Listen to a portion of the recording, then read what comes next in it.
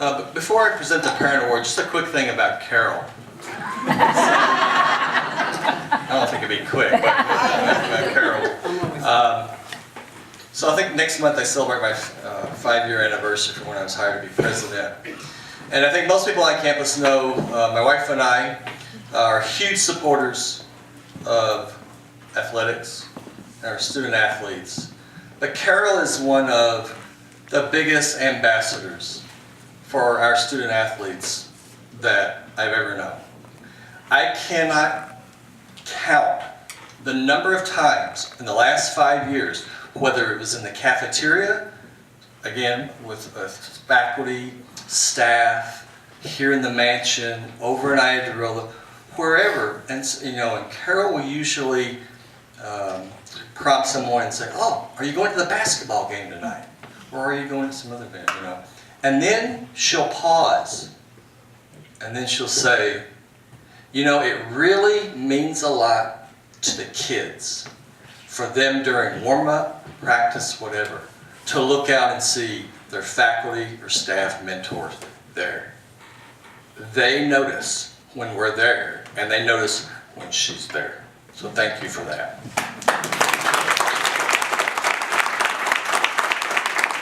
So our final award this evening is the Cabrini University Parent Award, given to deserving parents or guardians of a current student or alum who live their lives in the Cabrini spirit with purpose. This year's recipients have contributed precious time, talent, and treasures as not only parents, but also as alumni. Tonight we honor Ron and Rosemarie Katkocin, parents of Camelia Katkocin, class of 2020, with the Parent Award. Similarly, what I said about Carol goes for Ron and Rose. I don't think Leisha and I have ever been to, or at least I can't recall, an alumni event, Sweethearts Dance, other countless events here in the mansion when Ron and Rose were not in attendance during our 5 years that we've been here. And for that, we thank you, both of you. While Camilia's journey to Cabrini started 3 years ago, Ron and Rose were introduced to Cabrini long before that. The two are both proud alums, Ron, class of 1980, and Rose, class of 1984. In their own right, they were active students and have become exemplary alumni of Cabrini. Ron attended Cabrini first. He studied English and communication and was involved as editor-in-chief of the Loquitur, president of the sophomore class, campus DJ, a resident assistant and director, and so much more. Then came Rose. She studied biology, was also very involved in community outreach projects, the biology club, campus ministry, and a self-proclaimed cook extraordinaire for House One. I'm going to return to that in a minute. They did not attend Cabrini at the same time, so I'm sure you're wondering, how did they meet? These two actively involved students graduated into successful and dedicated alumni, serving as alumni board members in the late 80s. And as legend has it, Rose was late for a meeting, and there was only one open seat left at the alumni meeting. And that seat was next to Ron. Shortly thereafter, Ron asked Rose on a first date, which happened to be the Cabrini Gala. Eventually, Ron proposed to Rose right here on Cabrini's campus. Today, they are married with 3 wonderful children who are here, Michael, Camelia, and Christina. Their affinity for Cabrini has continued to grow stronger over the years. Ron has been an adjunct instructor in business law since 1993 and is a former trustee of the board. He is the sole practitioner at Katkocin Law Firm in Medford, New Jersey, while Rose has been a loyal employee of McGee Rehabilitation Hospital for 25 years in Center City, Philadelphia, where she currently serves as Vice President for Outpatient Development and Programs. Ron and Rose are leaders in philanthropy at Cabrini. They're annual donors. They care deeply about helping to provide students with a Catholic Cabrinian education. In addition to their annual commitment, they're the facilitators of the endowed Thelma Gardner Arts Scholarship, awarded annually to students in the Fine Arts Department. As Cabrini parents, they're champions for Camelia's accomplishments and activities. When asked about her mom and dad, Camelia says, "My parents always talk about why they love Cabrini. They rave about there are so many opportunities to get involved. Or as Jay-Z likes to say yes to everything. And the small community helps you make great connections and friendships that last a lifeline. The Katkocins regularly attend all of Camelia's Honor Society inductions, as well as Mass when she's singing in the campus ministry choir. And one of Camelia's favorite memories during her first 3 years at Cabrini is of her parents celebrating her birthday by cooking dinner for all of the residents in House 3. Back to that cook extraordinaire of Rose. Rose's cooking skills from her resident days have come into play once again.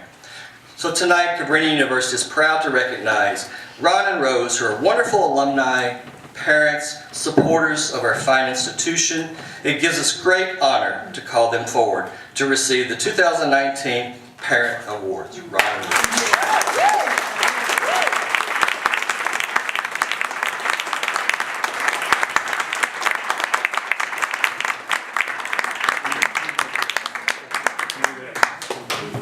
Emily, where are you going to go? You guys are going to go the other side. Put Rose in. Ready? Emily, you ready? Yes.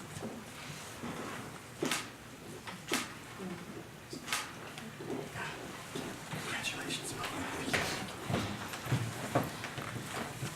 Thank you, DT. When I think of the Cabrini University Alumni Association, the first person that comes to mind is Martha Dale.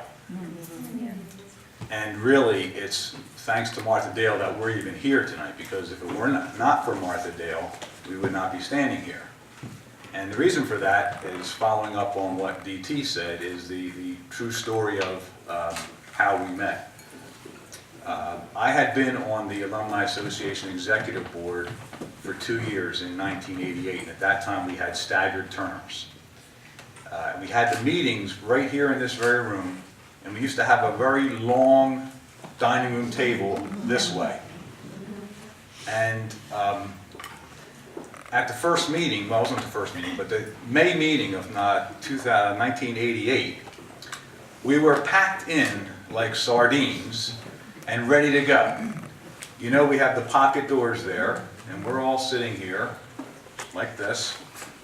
Martha's presiding. Door slides open. It's Rose. First meeting, late.